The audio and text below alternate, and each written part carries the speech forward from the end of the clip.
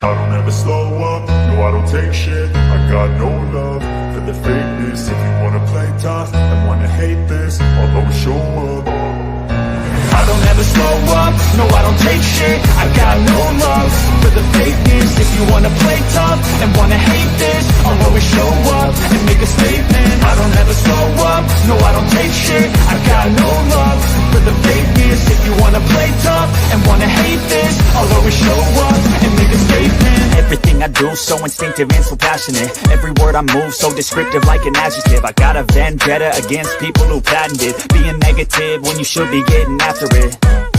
I got facts over tracks, this and that. Spitting slow, spitting fast. I could roast, I could gas. Think I'm okay at last, but I don't know if that can erase all the past. And the pettiness, a reflection of the emptiness. Hilarious, you think you're worth my time, you're delirious. Mysterious, because you hide behind a fake exterior. Inferior, you know I'll always be a bit superior. Get off of me, this ain't no humble brag. I want you to hear words, you can say them back. I want you to feel free from the chains that last, and to believe in what you got, it was built to last, yeah.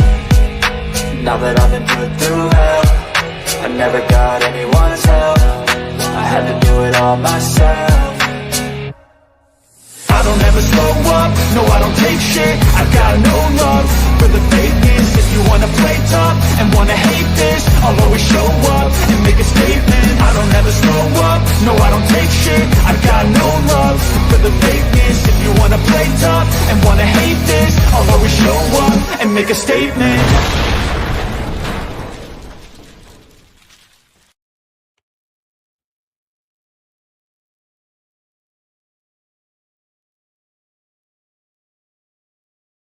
All right, y'all, we're here. We're live. You're watching Buster Unmasked, and it's all about Sleezy E and Natural States Wrestling here tonight. Natural State Wrestling. I keep wanting to put the S on it, but it's actually Natural State Wrestling. It'll be a big show. This is one I've been looking forward to. It's always fun anytime Sleezy E's on. But y'all know the deal. Like this video, share this video. Go to Buster H.R. Johnson on YouTube and subscribe to my channel. Hit that notification bell, that way you know when content's out. You know what's next. Let me promote these upcoming podcasts, and we're going to get this thing underway.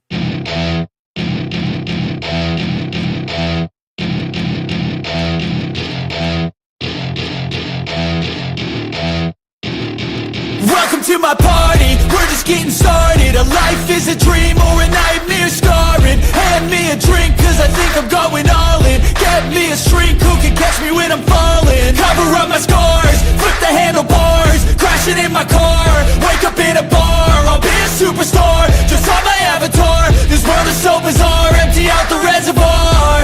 Yeah, I'm taking 6 shots, yeah, straight to the face. And I wanna get lost, I'm sick of this place. Don't know how to stop when I'm feeling this way. So I'm taking 6 shots till I'm feeling okay.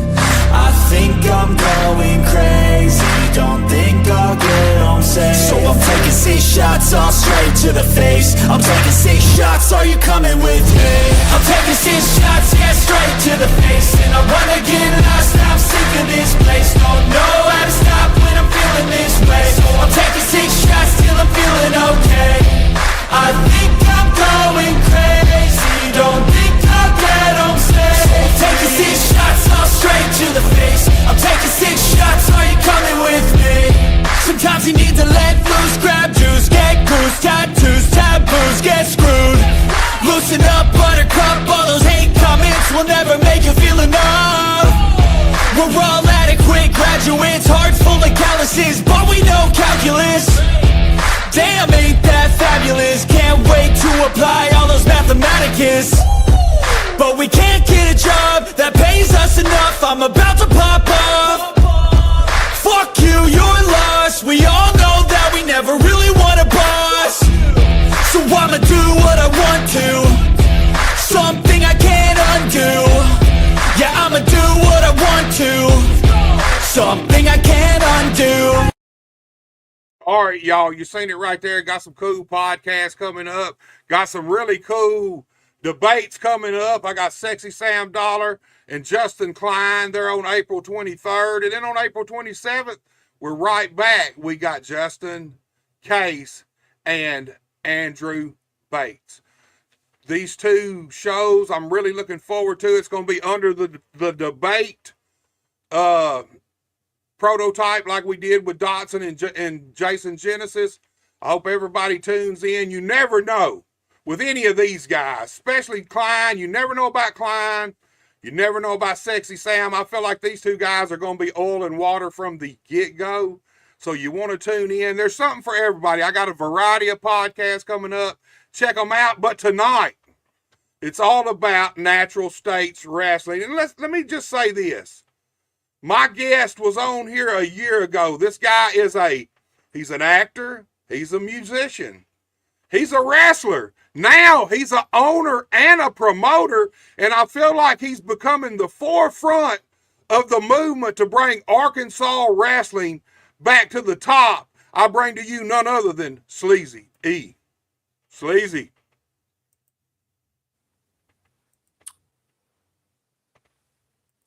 Can you hear me, brother? Oh yeah, I got you, dude. What's up, man? Man, I was gonna come in hot on you, Buster, and I was gonna, do my usual thing. After that intro, my man. Thank you, and thanks for having me on again. I can't believe it's been a year. Man, we are getting some static for some reason. I don't know what the deal is. Look, guys, we were talking just a minute before we went live, and it was all clear. No static. But now that we're live, we got a little static coming into the thing. Sleazy's gonna try to get it worked out. Let's see. What about that? Any better? Still hearing the static? Still hearing the static, man. It's not too bad though. Mark McGee. Your audio. What's up, Mark? Mark McGee's with us. He said, "What's up, brothers? What's up, Mark? I'm glad you're watching. Let's give it a second and see if it works itself out." Sleazy, man. Before we even get into Natural States Wrestling, because that's a big deal, man. That's all I see now is Natural States Wrestling here, there, a little bit of everywhere. But you were here a year ago. And yes, you had some bucket list things we were talking about, man, that you were going to do and looking forward to doing. And one of them was having a death match against Madman Pondo, man. And I know that happened. So talk to me about that bucket list for you, man. Man, first of all, that whole thing was just an outer body experience, because it was just number one, it was unbelievable, and I know that some people have worked with people like that and stuff like that a whole lot, but personally, Madman Pondo is like one of my heroes, and like he's one of my favorite guys. I watched so much of his shit, and like damn near like based my deathmatch style, kind of around what he does. You know what I mean? But and also, it wasn't just Madman Pondo, but it was Madman Pondo in Memphis at the High Tone. Right. Yeah, I couldn't have booked it any better myself. But my buddies in Mud Show, they make some badass music, and they're actually starting a no ring, no rules kind of thing there in Memphis. They've had a few matches up there at the High Tone so far, but yeah, with Pondo, obviously, if you've ever met him, he's like the fucking nicest guy. Right. And he's always like the most helpful, and he's not like, he's a jokester, but he's not someone that's going to bring someone down or put someone down or some shit like that. He'll keep it real with you, but he's like the nicest guy. And so the first time I met him, I was taking pictures at Strictly Insane in Illinois. And then I reffed a match of his at Anna Fight Underground in Anna, Illinois, and then wrestled him in Memphis. So I got my trifecta, and I was like, I'm good. I done did it. So it was everything it lived up to be, man. It did. Hey, and I bled buckets. I could have got a gig, and man, I could have gigged it, but I ended up taking this old gusset plate to the forehead, and I just knew I had to make it count. And as soon as he got it, pushed it on up, and it was just like a blood sacrifice. Like the singer, my buddy Mike in Mud Show, he is one of the biggest deathmatch fans of all time, and he even said, "Bro, I've watched a lot of deathmatch." And for a second, I was actually pretty worried about you. I said, "Well, maybe if I was my body, I would have been worried too." But it was a wonderful experience, man. That was a dream come true. And he even raised my hand after the match. Such a gentleman, and just made me feel like $1 million. So, Well, talking about death matches, you talk about no rings, man. Hey, you've been doing that. I've seen some things.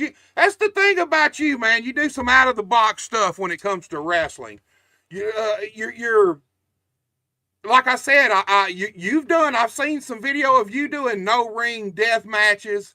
It looked like outside of the projects or something, man. I don't know where it was, but it was in North Little Rock, man. It's not the safest place. But I mean, mean, the only places you could do some shit like that, and you see a guy in his underwear bleeding, nobody's gonna call the cops. You know what I'm saying? Crazy, man, crazy. It looked like there was maybe a Walmart or a Dollar General on the other side of y'all. There was a trailer kind of hiding it. It was a combo, Family Dollar, Dollar Tree, and that's not the backdrop that we need. I don't know what we're doing.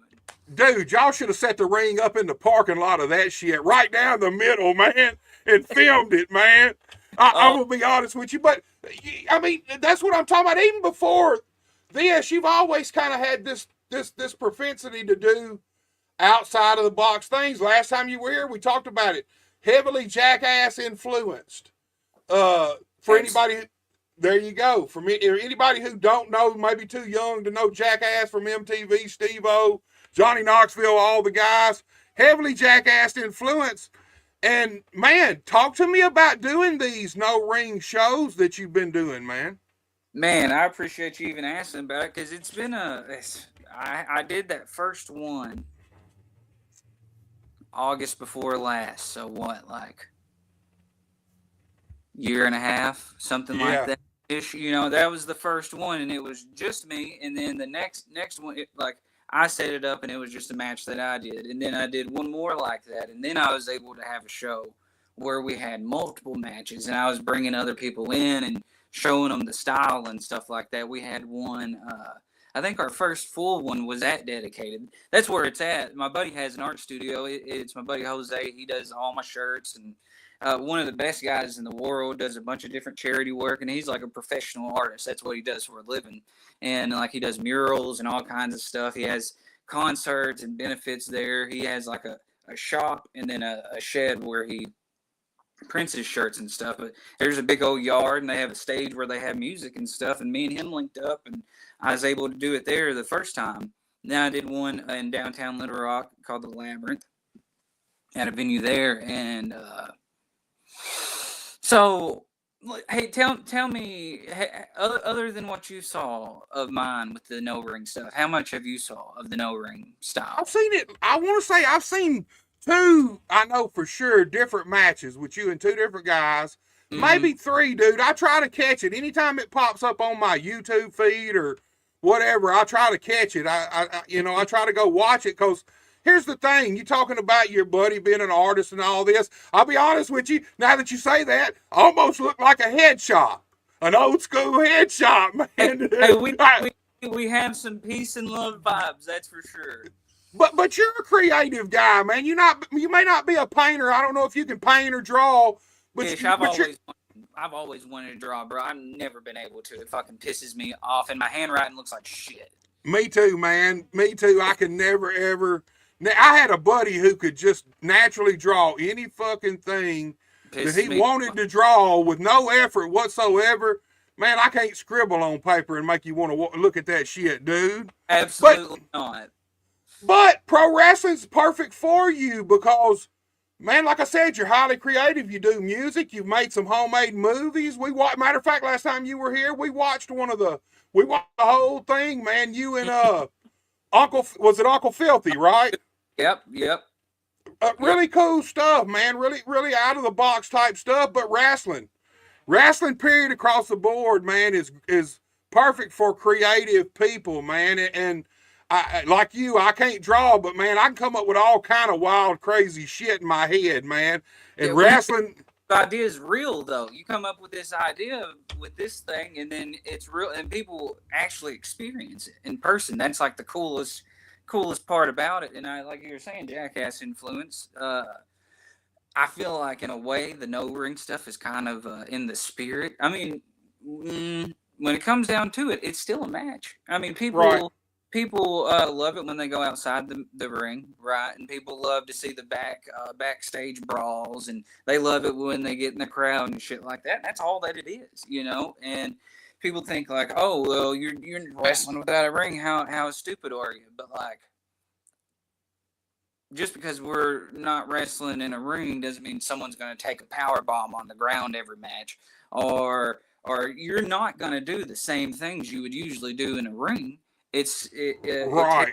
It takes a little bit more of the athletic ability out, and you're going to have to instantly connect with that crowd. And if you don't got no showmanship and you can't work no crowd, and you're not creative and you can't do some old school holds and takedowns and different stuff like that, where you're not hurting somebody, like that's what it is. I mean, I believe at the core of it, it's pretty fucking old school, and it's straight to the crowd, and it's one of those things where a lot of those no ring shows, it's a lot of people that usually don't even go to wrestling, usually don't even watch wrestling. They just heard about it.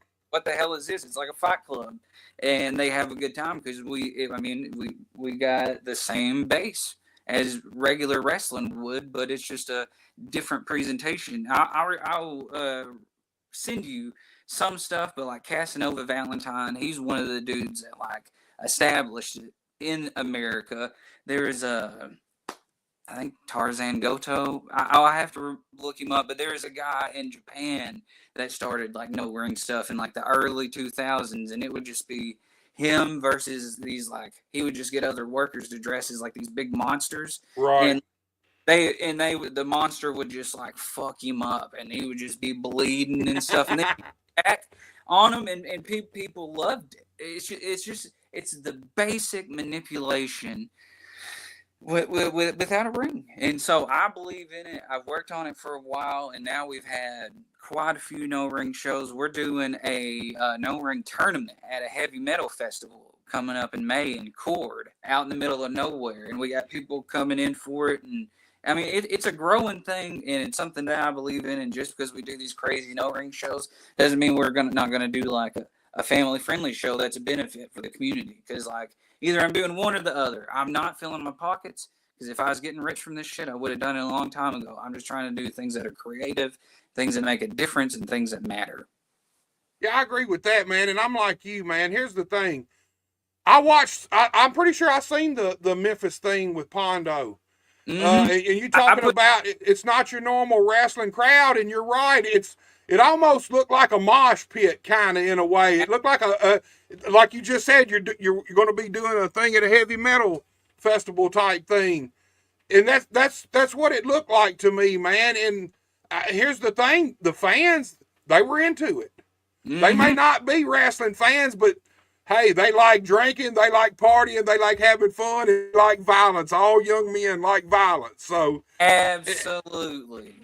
And that's what y'all gave them, man. And there's probably a lot of people out there that I get it sometimes about, man, you like this deathmatch shit, and I'm like, well, I mean, I'm not doing it. I'll be honest with you. Hey, I'm not going to do it. I don't blame you. Hey, I'm too old for that shit. But at the same time, you're fine. You're fine.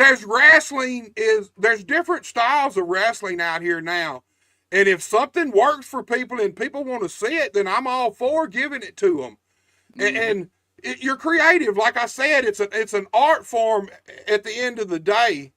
You know, you don't have the ring, so you can't do 90% of the same shit you would do in a wrestling ring. So it kind of you got to change up your whole approach when you go at these matches, man. So talk to me about that. Talk to me about, because here's the thing. I feel like you're coming to the forefront of the movement to make Arkansas wrestling, get it noticed, get it out there. You do these death matches, but you also do regular shows too, and have regular matches too. It's not just all blood and guts. Like I said, you put on a variety. One show might be a death match show, next show a normal wrestling show, and so talk to me about what finally got into you about starting Natural States Wrestling, man. Like, yeah, you hit the nail on the head, because like we didn't have quite the brand or quite the label or whatever, but it was, Sleazy. I was just putting on these shows because I just felt like it needed to happen. I didn't really have everything figured out. I didn't really, when it comes down to it, anything that I'm doing, I've been thinking about that for years and years and years. That's what I thought. You may not have been putting the pieces in motion, but like subconsciously and just metaphysically, you know what I mean? I'll get it going, but like we did a handful of shows. I think technically like the Rice Festival was my first. I seen some of that footage too, man. And we did the second year of the Rice Festival. We'll have our third year. We're doing it every year now. So my very first one that was like I did a benefit for one of my best friends that had cancer whenever we was in our early 20s, and Craig Stone helped me out with that, and it ended up being under the MACW banner. But we did that at a gym in Jonesboro called Arkansas Muscle. But like I did that one off. But like my first one was the Rice Festival. And technically, that match with Dale, that no ring in August, and then in October we had the Rice Festival. So a handful of shows later, I'm kind of at the point to where I've built it enough to where I can do something with it, or I can just completely trash it. Because I was feeling that way because I guess maybe I didn't have like I didn't feel like I had a direction, and also like. You got to have a certain kind of confidence and a certain amount of like, oh, look at me to even be in wrestling. But like, I grew real tired of like, I'm okay that it started off of my back, but I'm not the type of person that's going to keep on doing that. And like, like you were saying, I'm trying to bring stuff to the forefront, and like, I just wanted to do the shit I wanted to do, and I've done that. And now what I've been doing long before I even started to wrestle, I'm bringing this scene like to the forefront however I can, and so somewhere around December I was thinking, I said, man, I got to figure it out. So it ended up being January 1st. I made the announcement, I got a logo made. I was my biggest problem, Buster.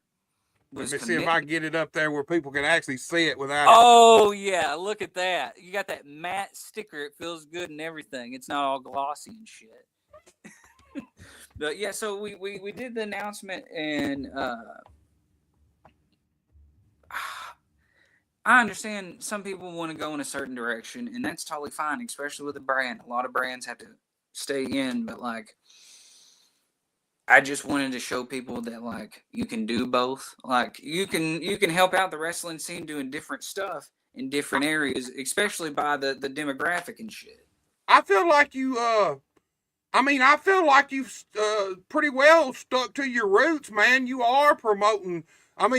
Like I said, Sleezy is a versatile dude. He's not just a wrestler. He's not just a musician, not just an actor.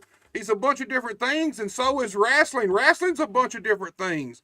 And I feel like it was smart to do both things, to do the death matches and then to also still have normal matches too at times at different places. Because here's the thing, you can't take the death matches everywhere.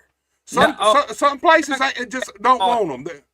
We keep them in Little Rock, and then the heavy metal festivals in a small town. But that's like I said, the demographic. But no, you have to be mindful about it. And other people, I don't think have been mindful, and they've that's probably got a lot of people's buildings taken away, and they wasn't even really doing deathmatch. They were just being ignorant, hardcore people. And more even above that, man, I understand. If you're just spraying blood everywhere, all over these people's walls and stuff, obviously they don't want that, especially if it's a place that they actually use for other things. Yeah. But at the end of the day, most of the time when people fuck up buildings, it's just because they didn't take care of the facilities, and more than anything else, they didn't clean the motherfucker when they were done. Mm-hmm. They didn't make it look like it did before they went in there. And that right there, it's hard for you as a promoter to try to run a show at this place, because now they don't want wrestling, period. It's all clumped up together as one thing for them now. So they don't want it because the last people didn't take care of their facilities. And I understand that. And that's a big part of being able to run shows. You have to take care of these people's facilities and build up trust. They have to trust you. 100%. You know, look, Mark's with us, and he said, I've been waiting for Sleazy to book an event on a riverboat floating down the Mississippi. Hashtag River Pirates. Actually, didn't float down the Mississippi, but in like 2007, Big Indian Quixote, he's passed away now. Oh, he actually, Big Indian. He actually did some a few shows on the showboat, man. Oh, that's cool. Cool, man. I worked, I want to say, the first two of them. Really cool venue, man. Cool event, you know. You're right there on the river. Really cool stuff. But I mean, that does fit you, man. I see a whole event, dude. I see a whole pay-per-view, like an old-timey Western gambling boat where there's wrestling. You could cut vignettes of guys playing poker and stuff, have fights break out. I think that's right up your alley, Sleazy. I gotta find a pen and pad, Buster. Hold on, you're putting me on this game, dog. I'm gonna that. That's some good shit.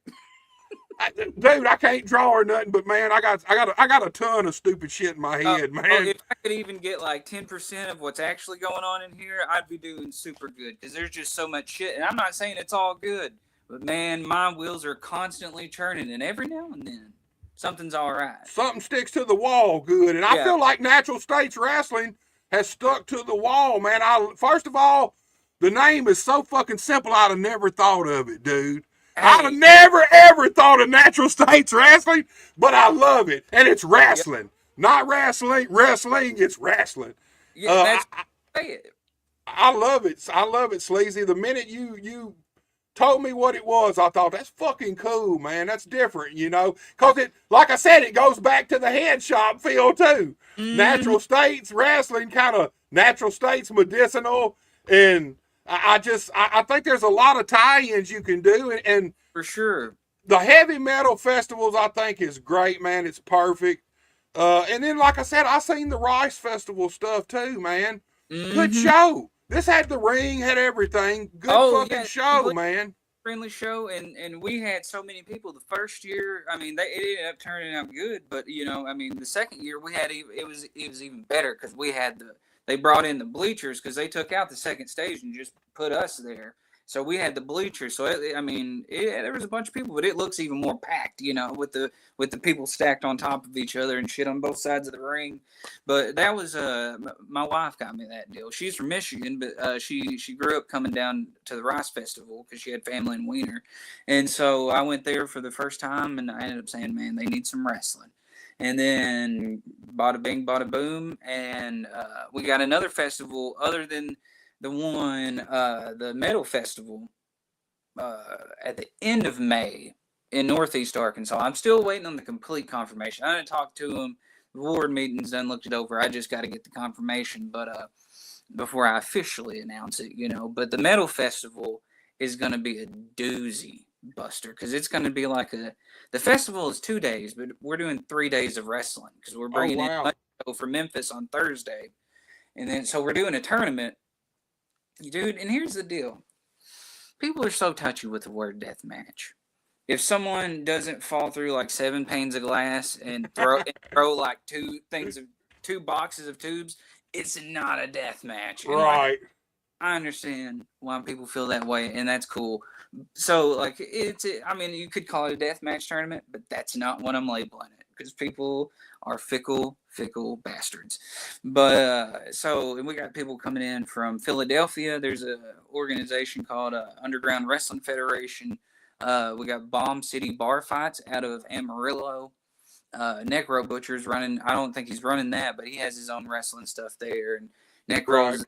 And then, so there's a guy named D.B. Cooper. I think he has a lot to do with it. So we got people coming in from Philly, Amarillo, Atlanta, not because Sleazy's pockets are filled, but I put A and B together. And I'm hoping this is going to be like a good opportunity for all of us and get a lot of eyes on everybody. And It's not going to be your usual tournament that most people will see. It's not going to be like a ton of glass. I'm not saying that there's not going to be any, because a lot of these guys really like that and they work with a lot. But for me, this is going to be a fucking Southern fried, hardcore. We're going to be out in the woods in Northeast Arkansas in the middle of nowhere. And so it's just going to, I'm hoping that's going to be the thing that sticks for my deathmatch stuff. That's good. I mean, that's going to be my first full deathmatch show. And so we're going to do it. And on Thursday, we're going to have a lot of the guys from Arkansas come out and do it, and try their hand at it. And, meet some people, rub some elbows or whatever. But, we're doing that. And then, for the most part, there won't be a ton of death matches for the rest of the year. Maybe like a match on a show or whatever. But we got a few family festivals and we got another benefit in June. So I think we have 6 shows booked. 6 or 7 shows confirmed for this year, and I'll probably have to top out at 8 or 9. So talk to me about wearing this promoter hat. I feel like you kind of got a knack for it, man. I mean, obviously, here's the thing. All this time, I feel like even if you didn't realize it or didn't know it, none of us did, but you've been building Sleezy E, you've been building a following, you've been building a fan base, and now it all kind of come together for you, but did you really? I mean, here's the thing. I feel like, man, you've got a knack for promoting, and that's something that's not easy to do either. It's not easy to go out and promote wrestling shows. It's not easy to go out and promote any kind of show. Be ahead of any kind of event. So talk to me about that. Is it kind of just all fell in place for you, or is it what you thought it was going to be, or harder, not as hard?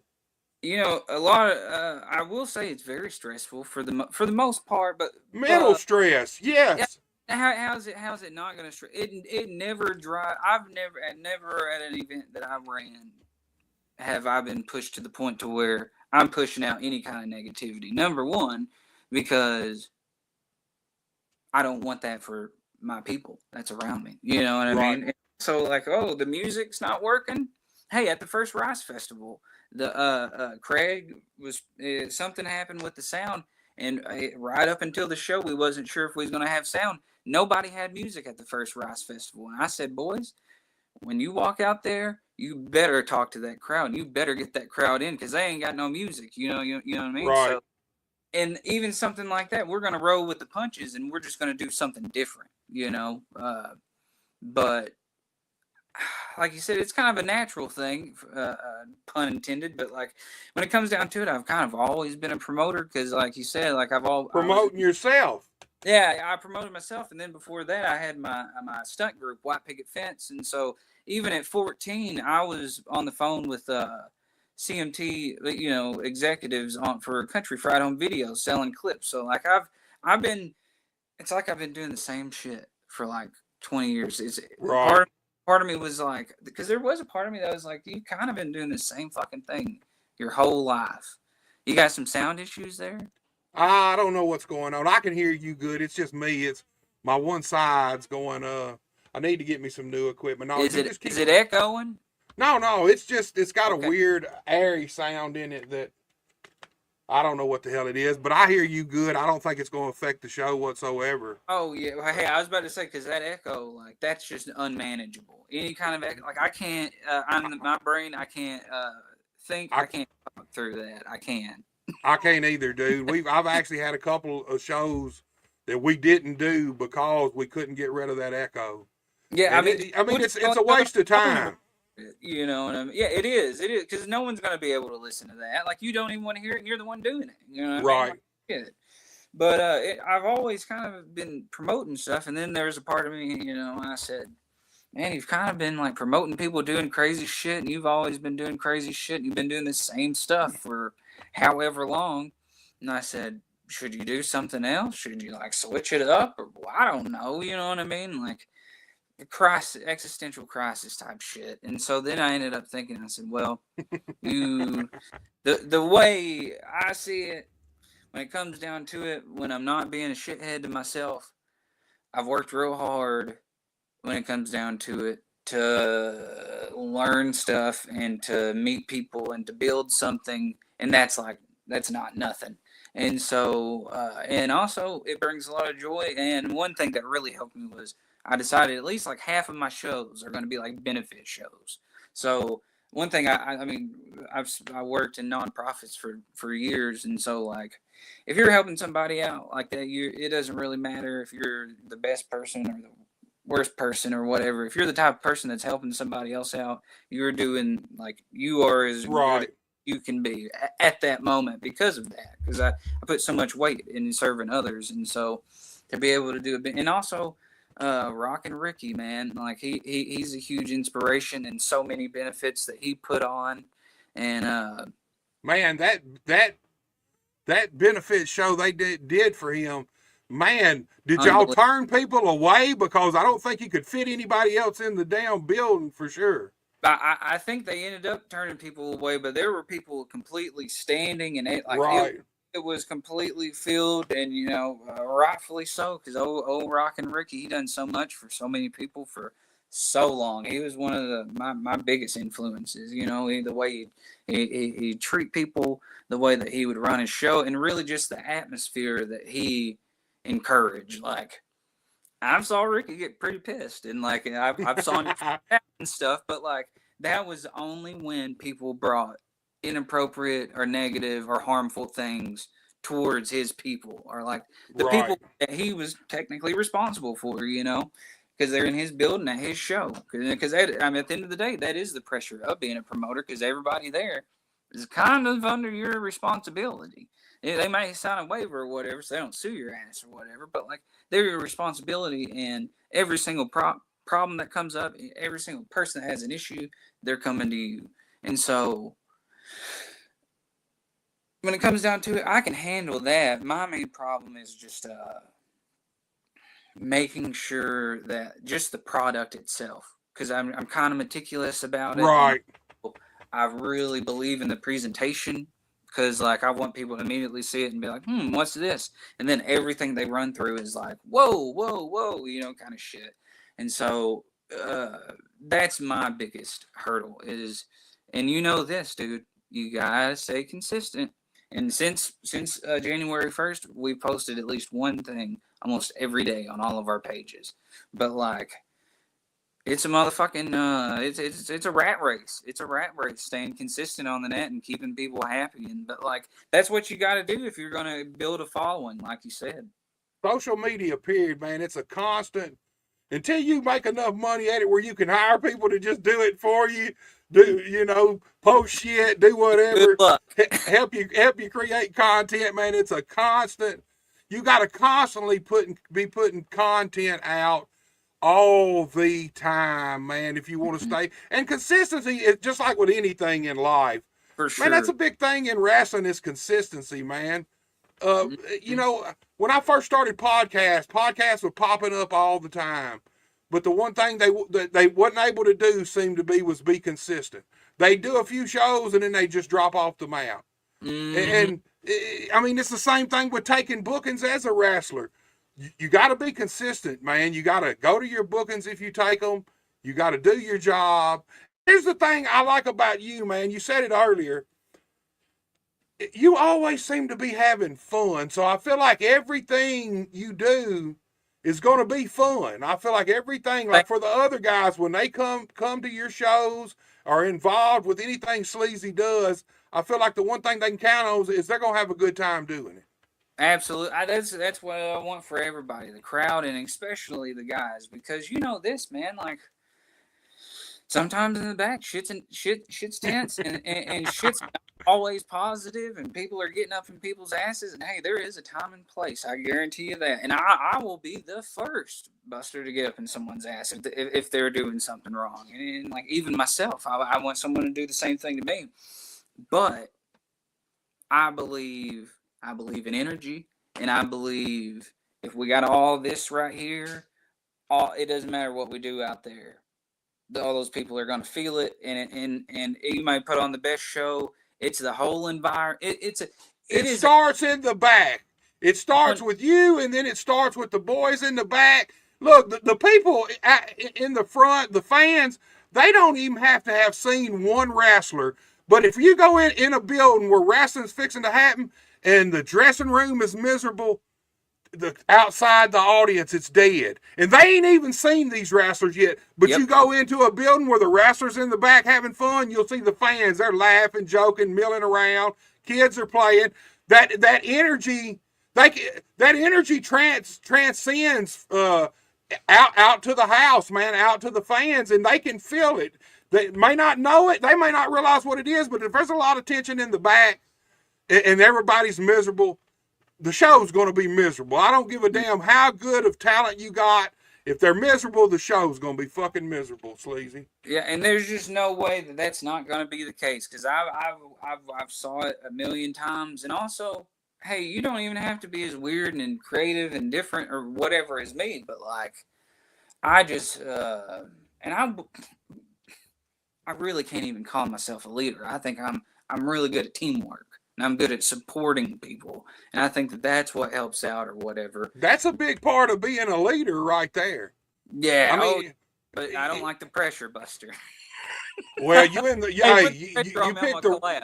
you picked the wrong fucking job then, man. You should have never when you started thinking about natural states and really promoting, you should have picked something different to do, because man, anything to do with wrestling is always stressful, especially if you're the booker, you're the owner, you're the promoter. Then everything is stressful. You got to talk to 10,000 wrestlers. You got to make sure all this stuff is in order, because, like you said, you want it to be right, and it's a brand. And I'm like you. From the first match, even before the match, when people show up at a show, I want to create an atmosphere that's unique to my brand. Yeah, it's something so recognize. Even if it's like the atmosphere, they recognize that atmosphere. They don't have to see just a cool logo. They know when I go see Buster's show, I'm going to see A, B, and C, and I'm going to be taken care of. And like that, for me, as a wrestling fan, when I'm going, that's number one. Right. And here's something else I really love about Natural State. You're not just promoting your company. Man, I see your feed, man. You promote pretty much all the wrestling that you can find around Arkansas, man. And there's a lot of companies around Arkansas. I mean, you got Osceola, you got MCW, you got Tuckerman, you got MACW, you've got Wrestling with Pride, you TNR, you got Natural State Wrestling. And I know I'm missing a few. There's TAC. You got TAC, man, now in Little Rock. Yeah, let me run it. You there's your list. You nailed Northeast Arkansas pretty good. So you got TAC in Little Rock. You got all of Sir Mo's and Jason Maldonado's shows in Little Rock. They have like SOAR and Chaotic Kingdom and stuff. They're doing stuff in Central Arkansas. Diamond State Wrestling. Diamond State, yes. They're in Northwest Arkansas. They got just an unbelievable product. And then there's a Gladiator Championship Wrestling, a Lionheart Championship Wrestling, a few of them in like Southern Arkansas. So like, dude, I don't want to call it oversaturated, because I ain't mad about it, because like that's always been my dream. I've always tried to get shit popped off, and like you said, I have Natural State Wrestling, and like what I ran my shows under previously was like Sleazeball Promotions, whatever. Right. I didn't want it to just be Sleazy, just Sleazeball Promotions, and so I'm still using that as a vehicle to push like every single person trying to do something here in Arkansas. And it's super, super, super difficult, Buster. Yeah, but you're getting traction, man. Here's the thing. Yeah, you're starting to... It's difficult trying to work with every single... not every single... It's very difficult trying to keep everybody together, at least like on my end, and that's what I'm talking about. And that's been, I mean, I'm cool with it now, and I feel like I'm to a good place, and I've talked to enough people to where they know how I feel about it. But like, I couldn't run my own promotion if I couldn't keep helping the whole scene. Like, I just couldn't. I would just give it all up if I was just doing what I do, and then it's me against them the way that everybody else is. I won't do that. Right. And here's the thing, man. Anytime you got just two, it's very seldom that two wrestling companies can work together for any length of time. And here's the thing. takes a special person to be able to facilitate that. Can't everybody, there's great promoters out there that just cannot facilitate working with other companies for whatever reason. Whether they just want their company to be the top dog, and after that it's fine. But I feel like you're the guy, man. I feel like you seem to be the guy who, here's the idea, like with this podcast. My goal was to be the podcast everybody could come on, and every single person from every different, wherever they come from, would be treated equal, would have the same opportunity. There wouldn't be no bias one way or another as far as a guest. We're on now. Natural States Wrestling is the top fucking wrestling company in Arkansas. Tomorrow night, I might have someone from Memphis Wrestling on. They're the greatest company in history. But that's my job, is to, You're a professional. You're doing your job. And I feel like you're able to do that, because here's the thing, man, just to be working with these companies, even in the short time you've had, normally that shit don't last 2 weeks, man. And like I said, I think that's got a lot to do with you, people trusting you. That's what I've told a few people, and like it was kind of rocky because I mean, dog, like I've been doing shit for everybody for like ever, different jobs and all kinds of stuff. But as soon as I started running my own shit, a few people got a little iffy about me. You know what I mean? And right. I was like, nah, man. I said it ain't even like that. I'm gonna get like right in your face and let you know ain't shit changed. I'm just doing whatever I want to fucking do, and I'm like, no one's gonna put out my fucking fire. Like I only got what I can give, and I'm gonna do that. But I also understand I can still do the other stuff that I want for other people. And hey, and if people don't want to do business with me or do whatever, totally cool. Like it's not, none of it's personal. Yeah, you can't make everybody happy, man. Even though you try. Work with the people who wants to work with you, and the people who don't, let them go do their thing. You do your thing. That's just the way I feel about it. It's kind of like giving guys advice, offering advice to young wrestlers. The ones who willing to take it, give it to them. The ones who ain't, let them learn on their own. I mean, that's just the way I look at it. And here's the thing, though. Did you think you would kind of, I mean, let me say this in the right way. I feel like you're kind of becoming the Charles Manson, the David Koresh of Arkansas wrestling. I feel like that you're. Here's the thing: you kind of have a cult following. You've always had a cult following, but it's starting to really grow now and really expand. Did you feel like that you were? What's your thoughts on? Like you coming to the forefront of Arkansas wrestling, man. Well, I'll quote somebody that I was talking to outside of Vino's just a year or two ago. They were like, how do you go from just like just a random referee and sometime announcer to like doing all this shit? And like that was before I was really even running my shows, because I think the way that I promoted myself and packaged myself as a wrestler showed people like what I was doing, because I was a promoter before I even started, because if I'm wrestling you, I'm basically going to be promoting your show, and I'm not just wrestling, I'm doing all that. And so I'm a people person. And now when it comes to the cult following, it's a very grassroots thing. It's a very niche thing, which is understandable. And there was a part of me that was like, that'll never survive. You'll never be able to do that. And most people will say that. But if you want to do something bad enough, you'll keep throwing them until something sticks. If you want to do it, and you will do it from the bottom, and if you keep going, you're going to grow momentum, and no matter what you do, just don't, I'm not trying to be John Cena here, but like never give up, you know what I mean? Like just and it's about what the fans want. Like I said, I'll catch heat for people about me promoting deathmatch stuff or talking about it, but at the end of the day, man, it's out there. That's a style of wrestling now. And it's in people's faces than it ever has been at this point. And it's what the audience, if there's an audience out there for it, give it to them. I mean, that's the way I feel about it. That's what wrestling's always been about anyway, is giving your audience something they want. They may not even know they want it. Yep. But they do. And you provide the opportunity for them to have this product. And I mean, I hope it grows for you, dude. I think it will. I'll be honest with you, man.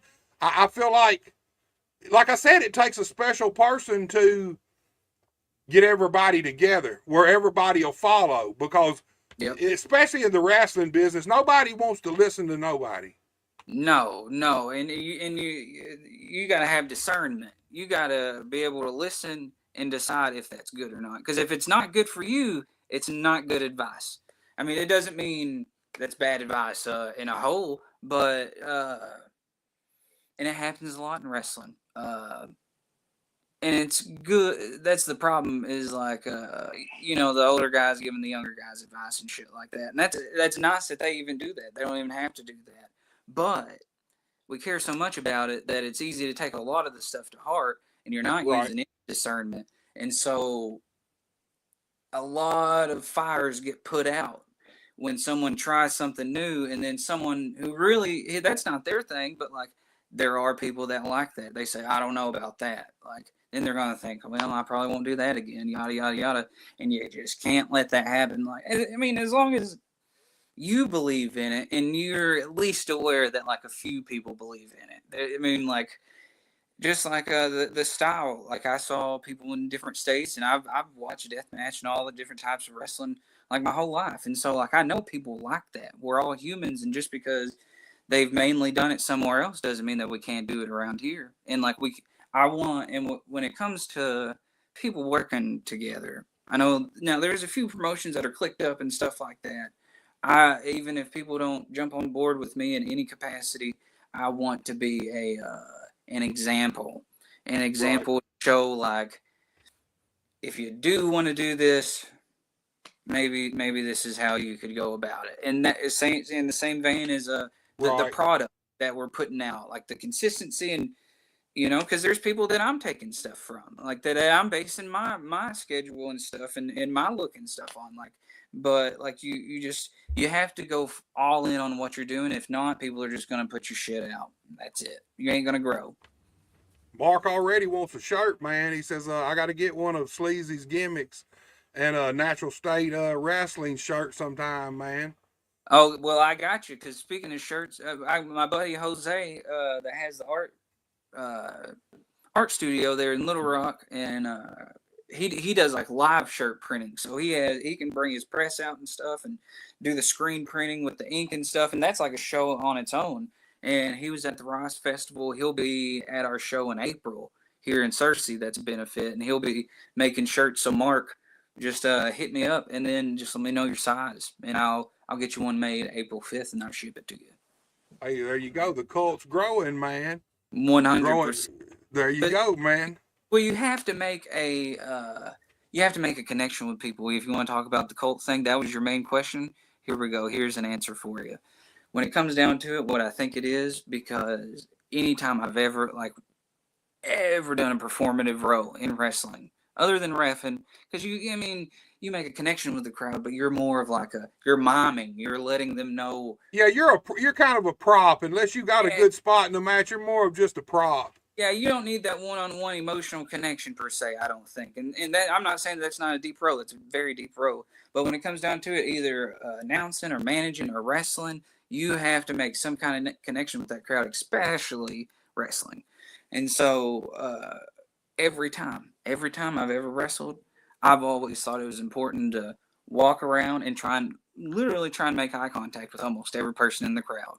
And I believe in that connection. And so you got to. That's wrestling, period. No matter what type of wrestling you're doing, you got to connect with those fans. Yep. And if you connect with them out there, and then you're able to talk to them in any capacity, even online or in person after the show or whatever, if you can make a connection with them and damn near make a friendship, like, boom, that's all. And you just treat people good. And like, just show them some cool shit. Like, it's not fucking rocket science. And so like, that's what the cult of Sleazy, I think, is about. And like, I just want to make that connection. And hey, if you don't want to come to my deathmatch show, maybe you'll want to come to the Rice Festival, because maybe you just watch 2 matches and then go ride some rides or something. And another thing, usually with our shows, I want more than just wrestling. I love That's wrestling. what I was gonna say. I feel like you got a good niche in the fact that, like you said, your guy can bring the T-shirt thing out. The doing shows with the rock bands, or just any Yep. kind of other thing going on other than just wrestling. I feel like that's your gimmick right there. I feel like wrestling with a lot of other stuff. You know Yeah, what I you're mean? gonna get it, and that's how I am as a person. I know maybe some people aren't, but like for me, going to live events, I'm more likely to go if I know that there's more than one. I really better fucking love something if I'm only going to see like a single band or a single Right. show or whatever. But like if there's an event with I don't even have to know these bands, with just some live music and some vendors or some food or this or that, or like something with a little bit of everything, or like a festival type environment, I'm in. Like I don't even care what the festival's about. Let's go. I went to the Pickle Festival one time in Arkansas, and I just ended up there. But like that's a good time, and that's a good environment. And number one, you want to talk about a knack. The best part about the festival, as a promoter, man, for the most part, the festival people are gonna take care of all the finance stuff because they have a budget. And Right. I think it helps them, it helps you. And for me, I don't got deep pockets, so I can be a great partner. But I mean, you give me the money, I'll put this whole fucking show together. But and also number two, your crowd's already there for the most Right. part. At most festivals, I mean, if you got a shitty show, people aren't going to hang out there long. But you know, you got people coming back the second year; they had a good time. You know, so And it's a good way for you to grow your fan base too, because like you said, new people's fans. there for yes, exactly. People's there for other stuff, and they realize wrestling's going to be there. They go check it out. You may not get all of them as keepers, but you're going to get a few that's going to be keepers. If them's going to want to keep up with what you're doing, man. And it's just it's a built-in. I guess it's a built-in safety net in a way almost. Because like you said, here's the thing: people don't realize how fucking expensive running a wrestling show is. I mean, even at the lowest budget level, it still takes some money to put these fucking shows on. And I don't ring. Even a guy that has his own ring, it still costs quite a bit, in my opinion. But hey, if you ain't got a ring and building, boom. Like it's just like people they just don't consider. Like I'm robbing Peter to pay Paul to make sure this show fucking happens. Right. And as long as it goes off without a hitch, it's cool because we did what we wanted to do. But man, like gee, like I don't know how. Some of the people have, I mean, maybe they just have money in their personal lives because I sure as hell fucking don't. But like some have some nice lighting and rings and all kinds of different stuff, and maybe they had other people pay for it. But hey, as long as I can fucking make it happen, I'm in there like swimwear, Buster. Let me ask you this, man. Do you ever get this reaction? Because, all right, ooh, that smell. You come out, you are the quintessential 1979 professional wrestler. Wow. The wife beater shirt on until you get out there and get going. Where's the star of the show, man? Where's the fucking shoe, man? Oh, the shoe's gone. The shoe's gone, Buster. I think that's a pretty good topic now that you bring it up. What the fuck? Hold on. How we gonna get rid of the fucking shoe, man? Well, the shoe was unfortunately revoked. It was revoked, and I'll tell you what, more people know that because of me than Uncle Filthy, if you will. But so here you go, story time. You know, Uncle Filthy does his own streams, right? Right. So by the grace of God, and he was doing them every day by the grace of God, I fell on an episode, skipped to a certain time, and he was supposed to be coming to one of my shows in Little Rock, the first one we did with the ring at Dedicated. I want him to come out, blah, blah, blah. So ends up, he's just shit-talking me on his live stream, saying that I'm killing his gimmick, that I'm doing stupid backyard shit, and then he doesn't even think that he should go. Yada, yada, yada. Talking to old Deadly Dale himself. And so they had a little conversation, and it even got to a point to where old Filthy said, he would come and fucking turn some shit upside down just to show me some kind of lesson or whatever. Dale ended up commenting, I believe, in the chat, I would kill myself if that was the case. I've had really close people in my life. I've lost them to suicide, so it's really not funny. And, hey, we all say crazy shit behind closed doors. None of us are perfect. But hey, if Right. you're going to on a live stream shitting on me and the thing that I'm putting my heart and soul to, I don't need you. So that's It's where we're crazy. at. I mean, that's crazy because, like, when we opened the show, we were last time you were here, we watched a whole movie that you and Uncle Filthy made together. Yep. Like 10 or 12 minutes of this thing, man, and Now, it's crazy. I've known him since I was 12 years old, bro. And that's the thing. Like I mean, they're just bringing up how they've known me since I was a kid, and like apparently they feel bad for hating on me. But like, if you're hating on me, then don't fuck with me. Like, I don't need you in my life. Like, that's just not the type of shit that I accept. Like, for sure didn't have the best upbringing, motherfucker. Rough life.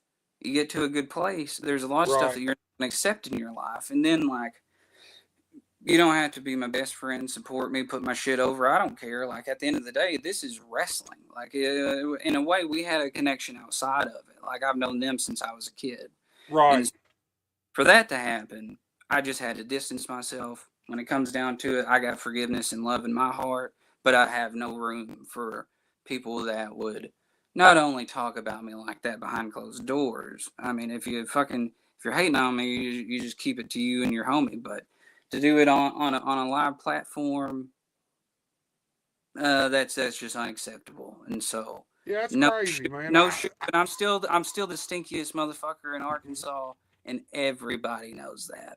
Hey, like you said, I ain't seen nobody else come out and smell their fucking armpit, man. One What I hundred. was getting at, like I said, you're the quintessential 1978, 79 wrestler, but then you do these crazy ass no ring death matches and different stuff.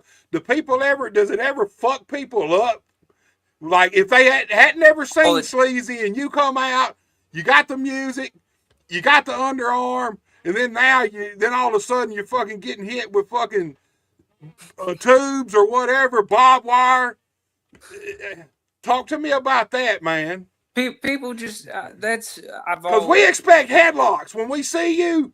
Other than the arm sniffing your appearance, we expect some headlocks, some shoulder tackles, and then we get fucking blood and guts, man.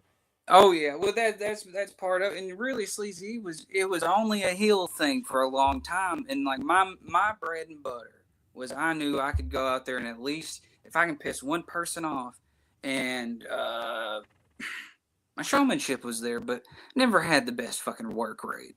But when it comes down to it, my favorite thing in wrestling is a good heel come out there and get the heat, and then they get what they had fucking coming to them. That's just basic wrestling. And if a heel can give that to a babyface is people are going to be happy that the babyface does that. And self awareness, that's a great thing you said. Yeah. Fucking showmanship off the charts, ring work, so. Know what you're fucking good at and accentuate what you're fucking good at and hide what you're not good at. I mean, that's Paul Heyman 101 Yeah, right there.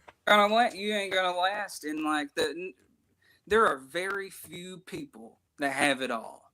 But there's not just very few people in wrestling. There's very few people that have all of that. Even super duper talented people don't have ever seen Right. it.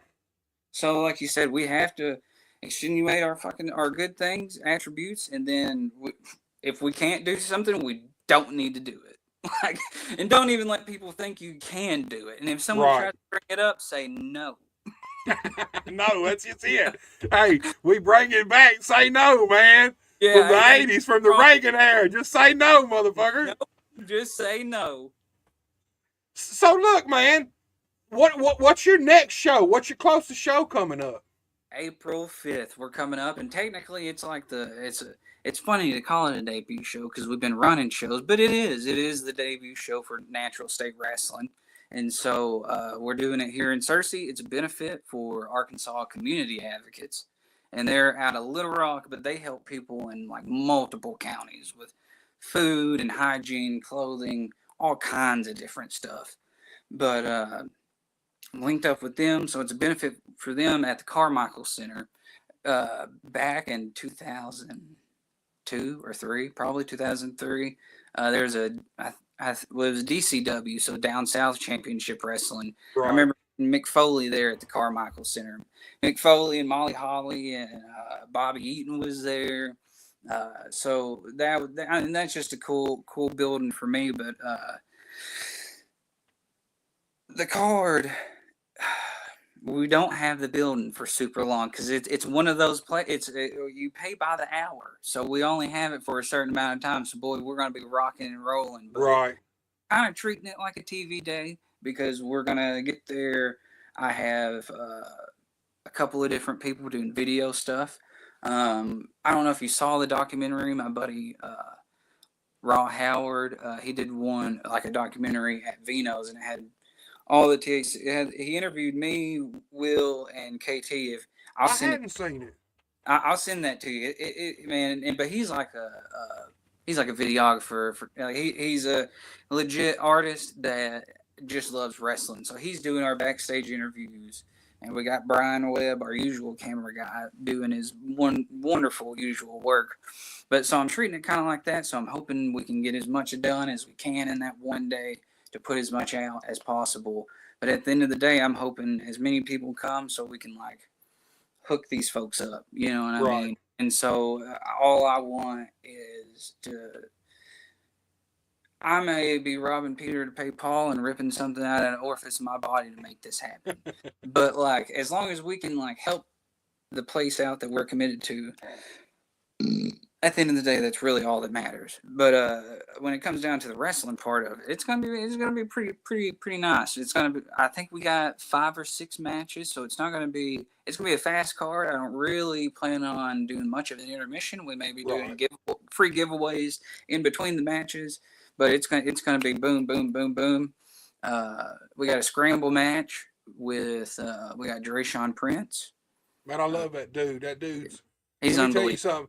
That fucking kid's got talent, man. And he has since he was like a teenager. He just came in and he's just unbelievable, and he continues to grow, and polish himself up.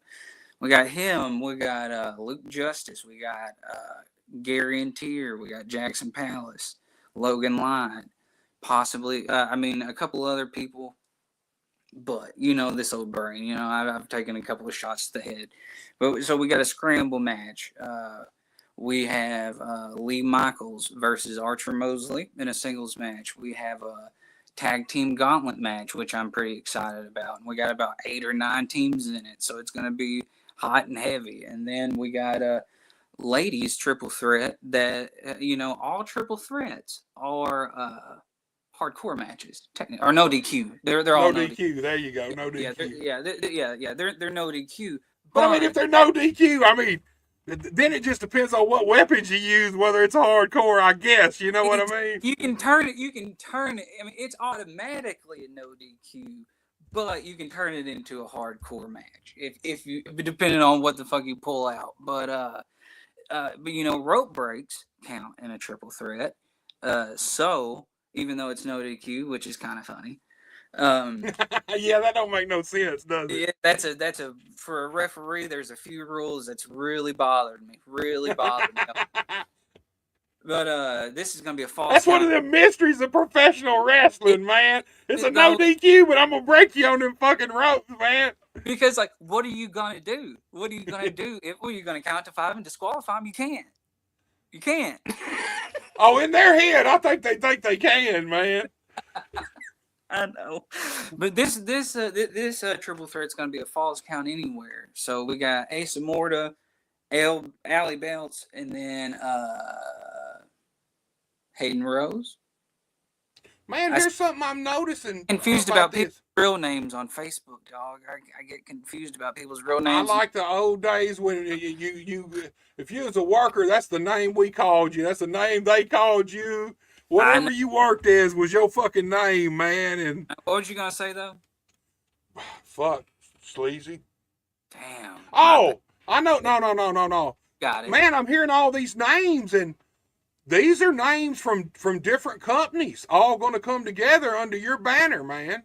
That's what I'm talking about right there. That ability, because not everybody can do that. And here we go. This is what I've told quite a few people. Well, and here's the problem. One person doesn't like another person. It's not only that's their problem, but since they don't like them, they don't deal with anybody that they deal with. Right. And that's kind of the problem for me, because you're just severing so much stuff off. And so what I've been telling people is, for the most part, if you've been around wrestling for like the past 10, 15 years around here, you've like at least known me. Or for the most part, I'm not saying like I'm popular, but you've ran into me. Right. And so the way I've treated people, I'm pretty confident that I treat people well. I'm not perfect. I haven't treated myself well always.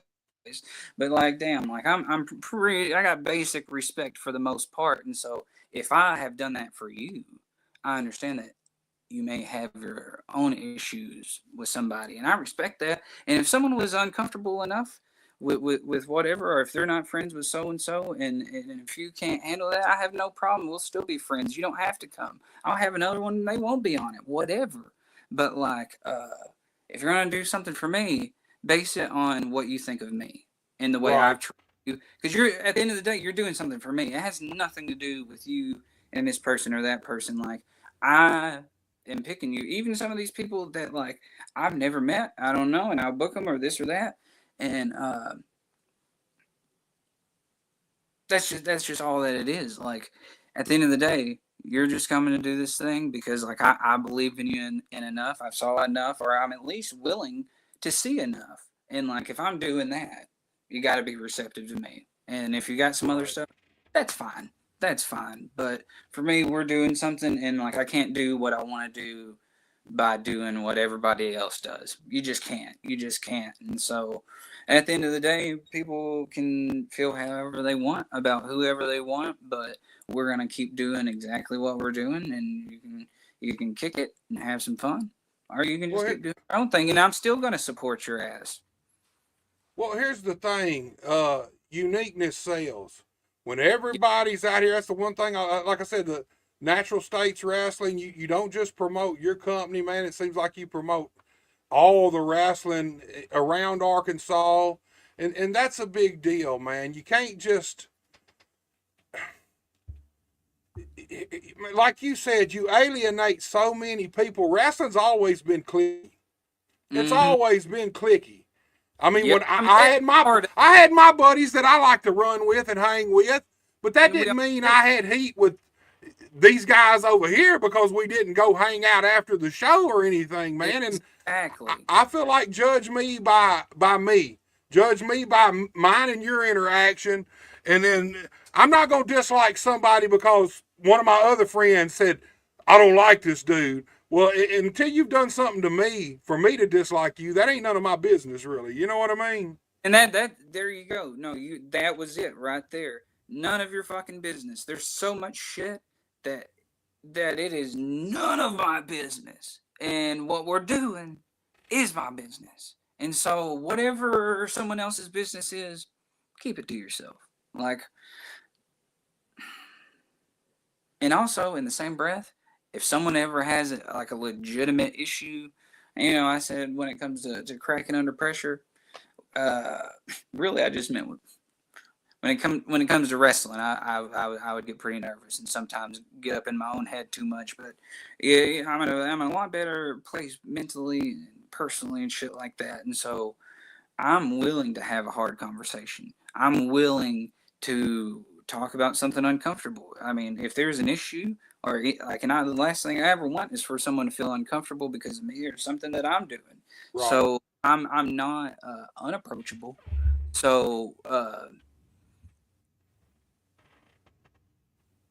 let's just focus on the wrestling, for the most part. Like, that's what I want. Like, that's what brought us all together.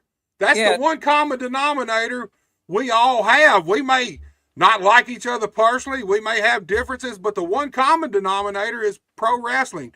We all love it, man. And we have to work together because at the end of the day, and I'm sure you know this, like the only reason why anybody from Arkansas has ever really got an opportunity is because Memphis is bled over, especially in the Northeast Arkansas. Right. Like, other than that, there's never been quite a scene or quite a boom or anything like that. Maybe some of the guys went to Dallas back in the day or some shit. But like Gary Diamond, he was like one of the only wrestlers I remember seeing from Arkansas. And so like there, you got Sid Vicious, but like damn, like there's not too many that you ever see. So if we don't work together or like somehow at least coexist better, the whole ecosystem is gonna fuck up, and that's just more people are gonna come to my show if there's good wrestling near me and they already know about it and this Right. and that and that's cool. Like I don't, and I'm also not a greedy person. I'm not, and for most businesses that's the way you got to be. And I understand that, but like I'm just trying to make something jump. And like you said, people feel the vibe. And if you're gonna, if it's gonna be something that's that big of an issue, you should know that I'm not gonna accept it whatsoever in the environment. So let's just fucking play ball. Right. Let me ask you this now. Like you said, you've been filming things, stunts, different things, pretty much your whole damn life. You talking about filming your shows, and you seem to film everything you do now. I know For you sure. have a YouTube channel, but is there a chance we're going to see a Natural State Wrestling YouTube channel pop up in the future? Or are you just going to keep it consolidated with your YouTube? No, terrific that you mentioned that, Busters. It's so. I love to talk shit, and like I always tell myself, like, fucking plug this shit, and I know that there's always a thing at the end to do that, but like, I'm a promoter, but whenever I get to talking to somebody, like that just never crosses my mind. Dude, I forget to promote my own shit a lot of fucking times, dude. Real, I'll get lost in conversation. That's just that's the fucking Arkansas in us. But we have a Natural State Wrestling YouTube, and it's Natural State Wrestling. We won't particularly have any full shows per se. We have the back catalog that I'm starting to put out, and so we have like daily clips, and we have full matches broken up and different stuff like that. And so that's where most of the, I got my Sleezy YouTube, and that basically has all the stuff I have done.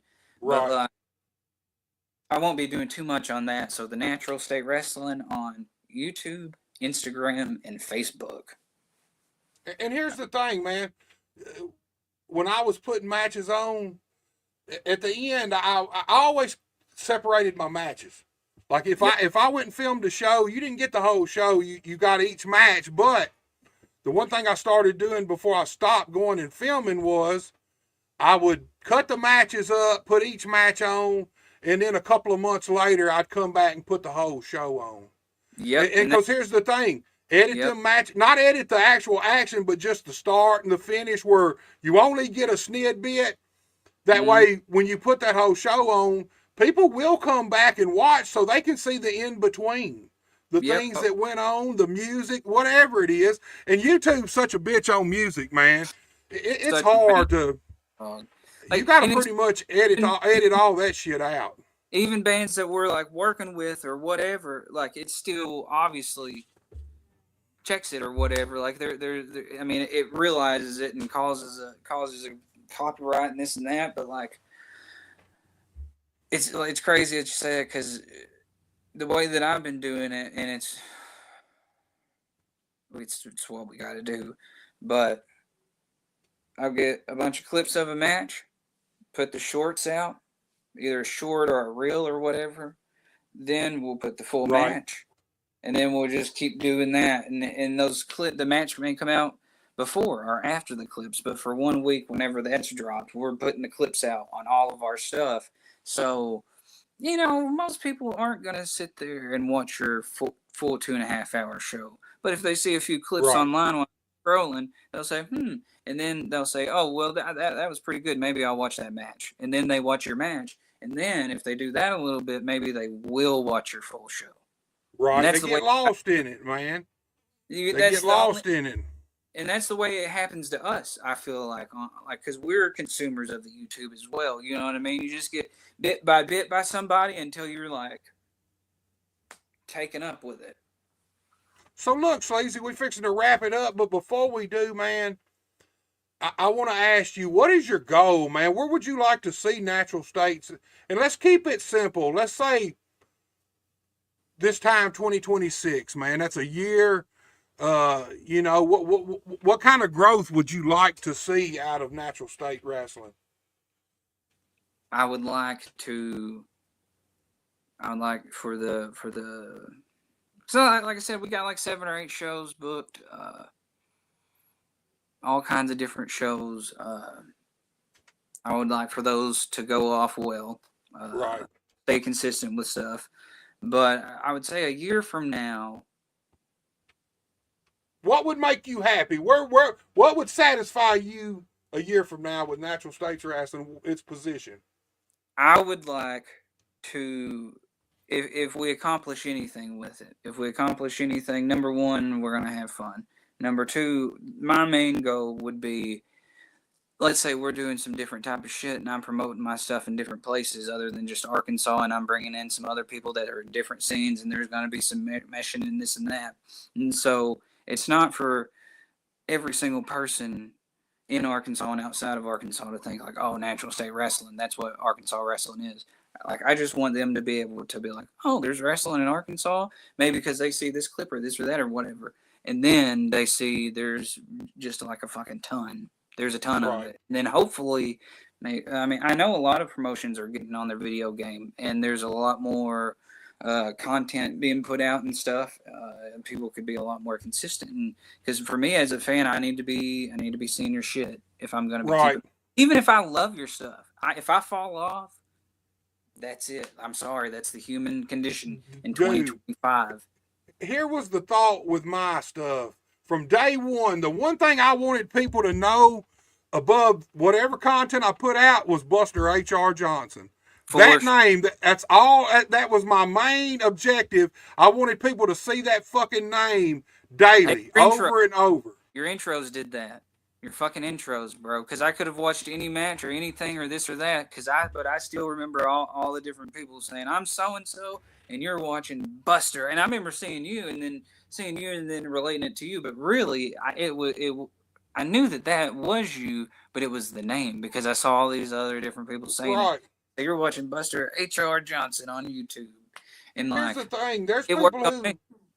There's always been people who knew Hulk Hogan was that wasn't wrestling fans that had may have never seen him wrestle, but they knew that fucking name. Yep. Ric Flair the same way. And that was kind of my premise of the most important thing for me right now is for people to know that name, Buster H.R. Johnson. And then you just got to, here's the thing, man. I go back and watch some of the early stuff, and I think, man, that shit was awful. But that's how you learn and improve. I'm a dude. I gotta be out here doing it, and I gotta improve as I'm doing it. I can't, I'm not a guy who's just gonna sit back and try to have everything so perfect before I even start it. I'm a guy who I'm gonna start some shit, and then I'm gonna evolve it as I go. Know. Hey, I'll go ahead and put you over, dog, because you're an inspiration, and I can't really say consistent, but like I have progressively done videos throughout like my whole life. Even if I go a year or two without doing something, I've always been doing either the stunts or music videos or weddings or wrestling or this and that. But when it came down to like, I really wanted to like dig my heels into like putting the Arkansas wrestling content out, and I would do a little bit here, a little bit there. But then I saw the way you were doing your shit, and you were making YouTube your bitch, and you were doing all kinds of, you were with different promotions, then you were doing interviews and different stuff, and you were doing YouTube the way that people do YouTube and shit like that. And I said, that's what I gotta do. So the way that your model, great inspiration. Dude, I appreciate that so much. But you want to know the truth? It's just consistency. That's it. That's all it is. It's just making sure I put this fucking content out pretty much no matter what else is going on in my life. I mean, that's YouTube. Man, I'm stuck at fucking 1,994 or 5 subscribers, and I cannot break fucking 2,000 to save my fucking life, man.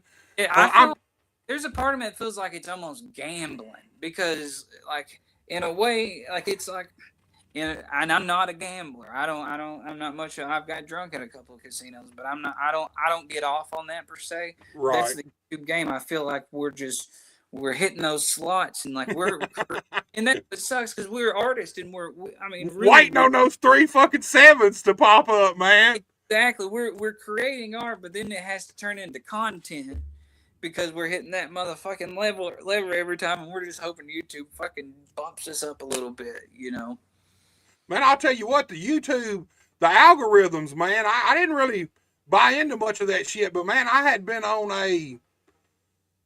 for months and months, man, I've been on a low view status. I mean, honestly, like some of the reels, some of them 10, 15 views, you know, some of them a few more.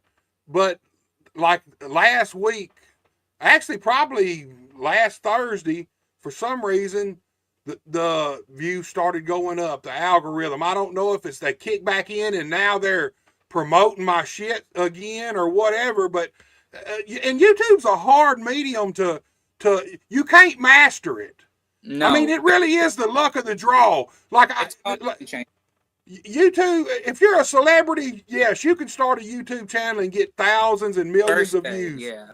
But if you're just a nobody trying to create something, it takes forever and ever, and then we all need that viral video. Yeah. We need that one video that gets that million views to put that many eyes on us. And obviously you're not going to keep that million, but I mean, out of a million people, if you could get fucking 10 or 15,000 compared to the 1,900 got, man, if I woke up one morning and all of a sudden there was 15,000 people to subscribe to my channel, it'd blow me the fuck away, dude. That's enough to almost make a living on. That's the difference between doing it just because that's what you want to do and then breaking through to, I mean, make a little bit of money, because like you may not be making it and you may not get it right away. But like you said, if those 15,000 people subscribe and I keep doing what I'm doing, most of them are going to say, so I'm at least going to be bumped up somewhat. And if I can get that, then you're just hoping. And that's the fucking rat race. Dog. And then it's just consistency. Keep putting out content. Yeah, you gotta constantly put out content. Nothing's gonna happen if nothing happens. So you just have to keep.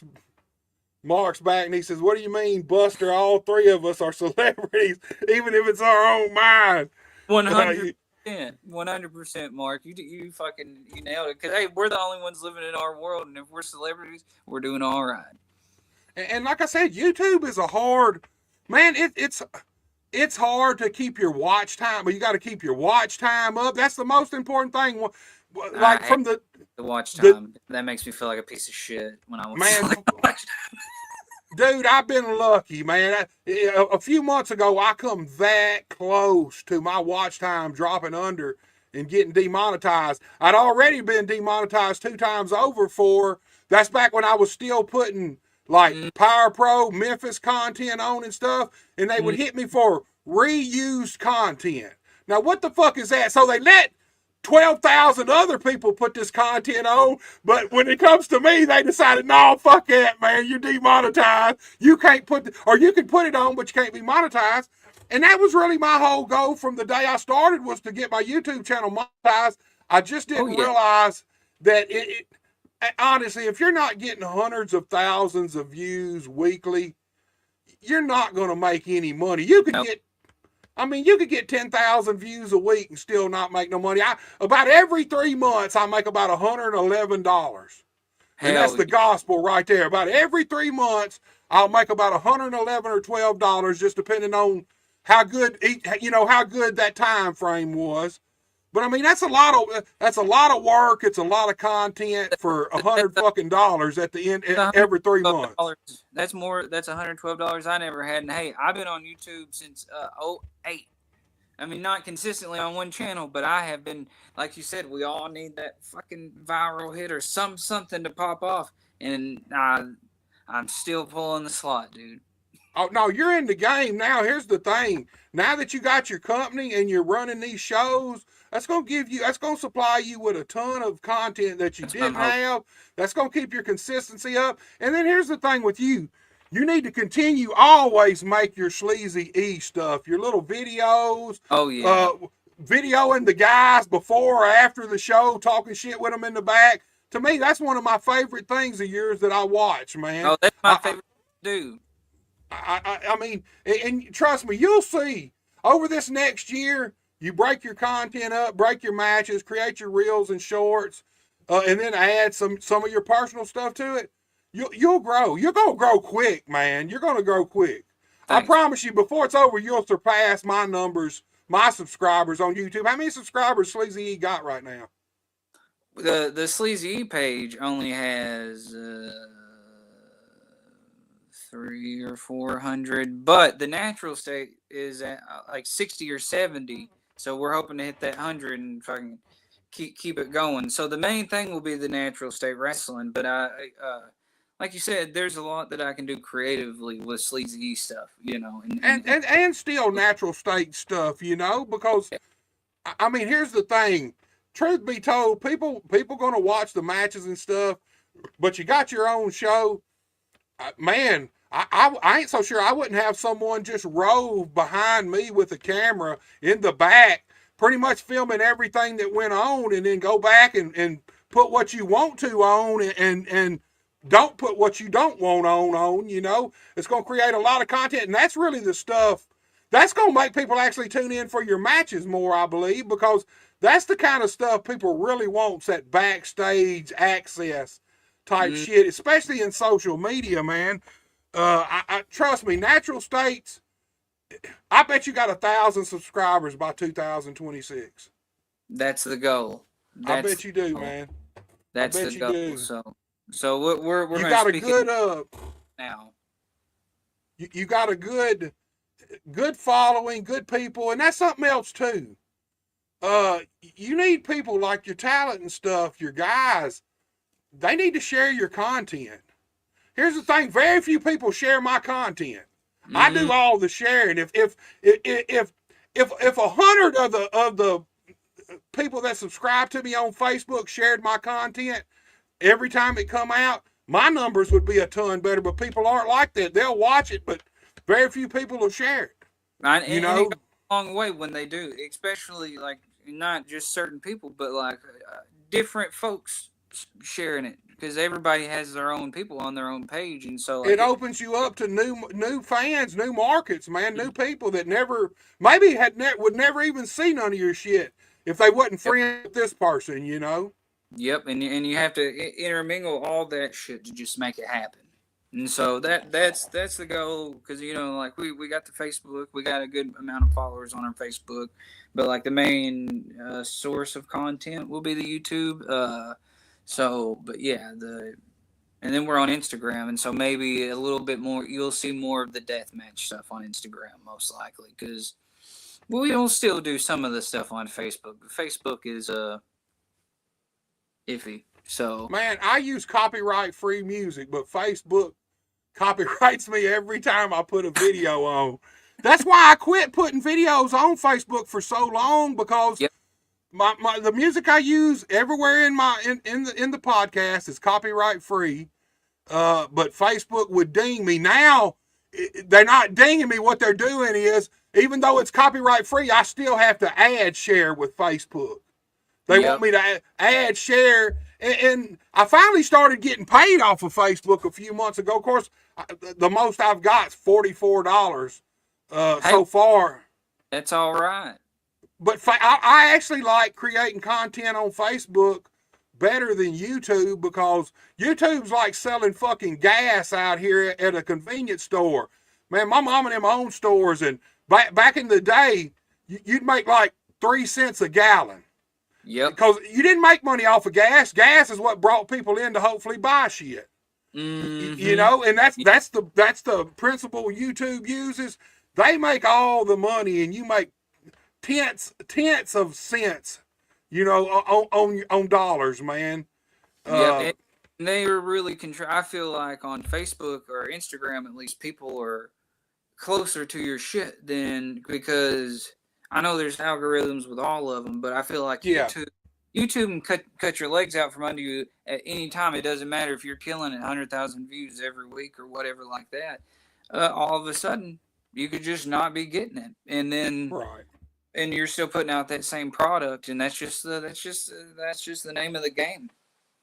And if they get pissed off at you, they'll quit sharing your shit to quit promoting your stuff for whatever reason. And the bad thing with YouTube is you can't talk to nobody.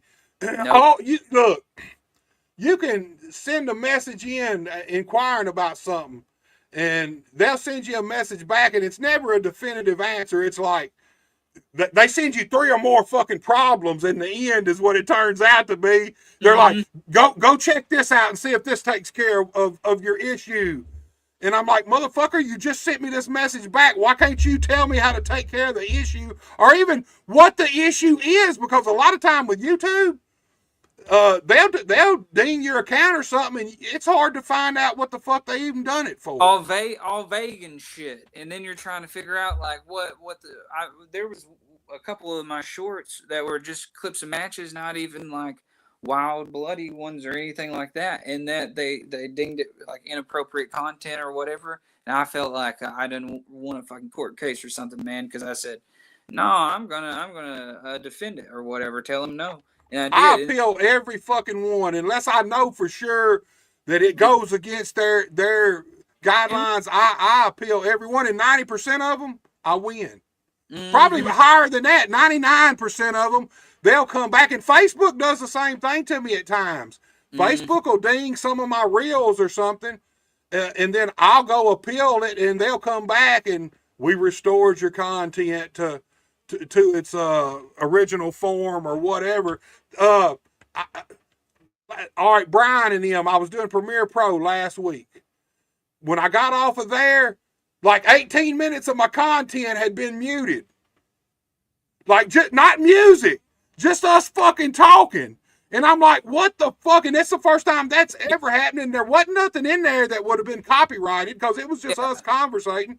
So I appealed it. Next morning, I woke up. Well, matter of fact, it didn't even take the next morning. I appealed it immediately, and about an hour later, I got a message saying my content had been restored to its original form, that my audio had been added back in. But there was like an hour there where it was, people could view it, where you get about 30 minutes in, and then from 30 to like 48, you could see it, but you couldn't hear none of the sound. Yeah. Oh, yeah. They can pigeonhole you right away, and then let's say there was somebody that wanted to watch the whole thing, they saw that shit, and then they're not going to come back to it, you know, or it's just, it's so, like, when you get that, like, when you get the viewer, nothing can come in between it, and, like, it's ridiculous, because they can just, like you said, quit pushing it. And then, like, let's say, like, somebody thinks, oh, there's no way I could ever appeal that or whatever and win. Maybe they just think that. And then so someone could be working and doing all this shit and making all this stuff, and just because they don't appeal it, like, most of their stuff is just going to be, like, nothing. Right. I appeal it all, unless I know for sure. And now, I've learned, I know what certain things are going to get dinged and what ain't. So I know immediately on certain podcasts or certain whatever, that if it starts out a certain way and I'm cussing a lot or something, then more than likely it's going to get that, what does YouTube do? It's that limited ads. This video may get limited ads because of the content, because sponsors don't want to do that. Them that I know for sure, I don't even fool with, but everyone, because most of them I know there's nothing in it that should have got dinged. Yeah. And so every time they do that, I hit the appeal button on it every fucking time, man. Oh, yeah. You might as well. All they can do is come back and say, yeah, we confirmed that this is against our, it goes against our whatever. The video, it can be seen, but you can't monetize it. Because that's what it's really all about when they do that. I mean, they're basically saying you can't make no money off of this certain content. Yep. You know, Yep. and I appeal to everyone. Look, Mark's back with us. He said I share out as much as I see on my pages, and Oh, he does. Everybody. Mark is, yes, man. Mark's one of the few guys. There's another guy named Chance that shares a lot of stuff, but Mark always shares my stuff. If I had 100 Marks sharing my stuff every time it come out, I'd grow a hell of a lot quicker and be a hell of a lot further than I am right now.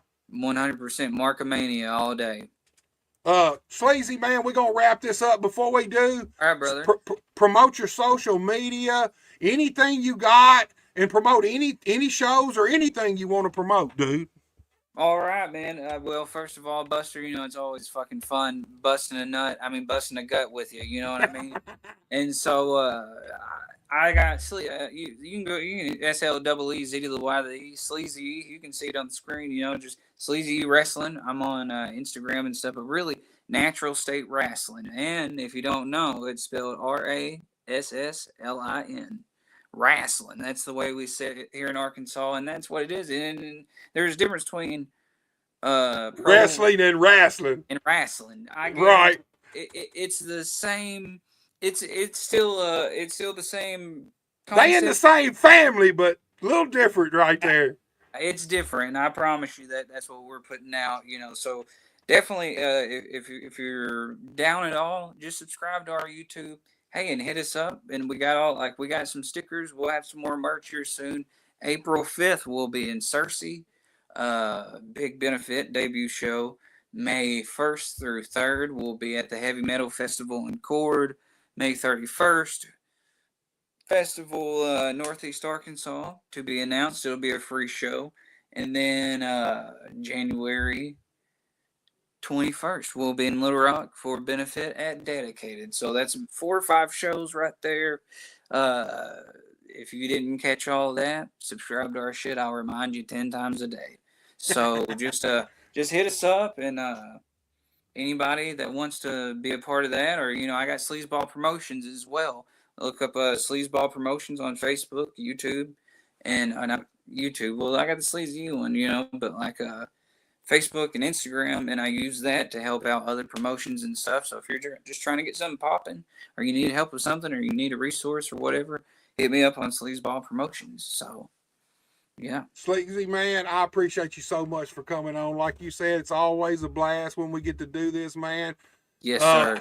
I don't know if it'll be that long, but if it is, a year from now, let's come back and let's see where Natural State Wrestling and Sleazy is, man. No, it ain't going to be a year before the podcast, because we're going to have you at a Natural State Wrestling show. We got to have you there in some capacity at all, even if you just come watch. But I could use you. So if you ever want to, and hey, like I said, that festival at the end of May is around your neck of the woods. It ain't too far off. So hit me up with some info about it, man. I will, because it'd be super cool to have you at a show, bro. It'd be fun to come check it out in person, man. Yep. Well, I appreciate you, dog, and I guess I'm gonna go get myself some dinner. But... you know what I'm doing? We done had this conversation. As soon as we get off here, I'm going to eat. Sleazy, man, really, my pleasure, dude, like always, man. Yes, sir. Rock and roll, man. Well, you keep doing your thing, because you're killing it, brother. And anything you need, I'm always there. All right, man. You and your wife, y'all have a great night, man. And anybody who got heat with you, tell them, fuck you, man. Fuck you. Hey, tell them to come to me. Come to me. You put that fire up under my nuts, and then you can see what. So, all right, my brother. I'll see you next time around, dude. All right, brother. Thank you very much. All right, guys. You seen it right there. Sleazy E, Natural States Wrestling. Man, if you get a chance, go check these guys out, man. Like I said, it's kind of a variety, man. Some shows are normal. Some shows are death matches. Like he said, they're doing a lot of festivals, doing some shit with heavy metal bands and stuff. Really cool concept, man. Sleazy's turning into the David Koresh of Arkansas wrestling, man. He's bringing it to the forefront. Guys, I will be back next Wednesday, 7 p.m. with Doug Masters. That's one you want to check out. Veteran in the wrestling business. We're going to talk about Puerto Rico, Portland, Memphis, and everywhere in between. 7 p.m. Wednesday night. we'll be here with Doug Masters. You know I got to promote these podcasts one more time before I let y'all out of here.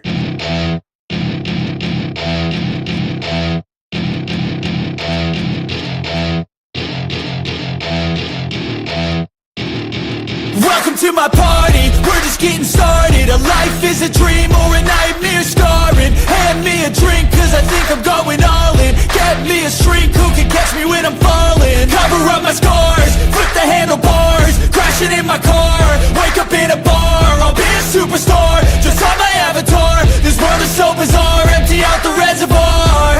Yeah, I'm taking 6 shots, yeah, straight to the face. And I wanna get lost, I'm sick of this place. Don't know how to stop when I'm feeling this way. So I'm taking 6 shots till I'm feeling okay.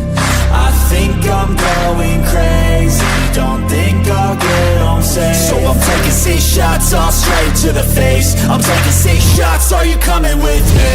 I'm taking 6 shots, yeah, straight to the face. And I wanna get lost, I'm sick of this place. Don't know how to stop when I'm feeling this way. So I'm taking 6 shots till I'm feeling okay. I think I'm going crazy, don't think I'll get home safe. So I'm taking 6 shots, all straight to the face. I'm taking 6 shots, are you coming with me? Sometimes you need to let loose, grab juice, get goose, tattoos, taboos, get screwed.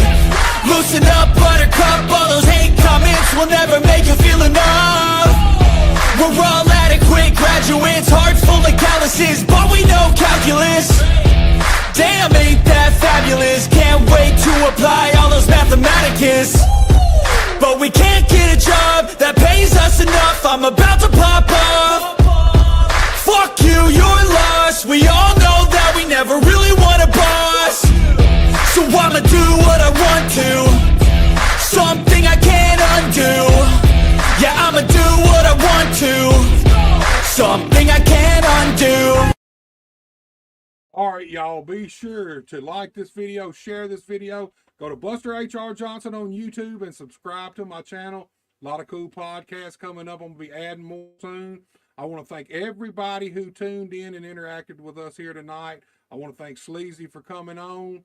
And guys, like I said, next Wednesday, 7 p.m., Doug Masters. Do not miss it. Till then, y'all take it easy. I don't ever slow up, no I don't take shit. I got no love for the fakeness. If you wanna play tough and wanna hate this, I'll always show up. I don't ever slow up, no I don't take shit. I got no love for the fakeness. If you wanna play tough and wanna hate this, I'll always show up and make a statement. I don't ever slow up, no I don't take shit. I got no love for the fakeness. If you wanna play tough and wanna hate this, I'll always show up and make a statement. Everything I do so instinctive and so passionate. Every word I move so descriptive like an adjective. I got a vendetta against people who patented being negative when you should be getting after it. I got facts over tracks, this and that. Spitting slow, spitting fast, I could roast, I could gas. Think I'm okay at last, but I don't know if that can erase all the past. And the pettiness, a reflection of the emptiness. Hilarious, you think you're with my time, you're delirious. Mysterious, because you are behind a fake exterior. Inferior, you know I'll always be a bit superior. Get off of me, this ain't no humble brag. I want you to hear words, you can say them back. I want you to feel free from the chains at last, and to believe in what you got, it was built to last, yeah. Now that I've been put through hell, I never got anyone's help. I had to do it all myself. I don't ever slow up, no I don't take shit. I got no love for the fakeness. If you wanna play tough and wanna hate this, I'll always show up and make a statement. I don't ever slow up, no I don't take shit. I got no love for the fakeness. If you wanna play tough and wanna hate this, I'll always show up and make a statement.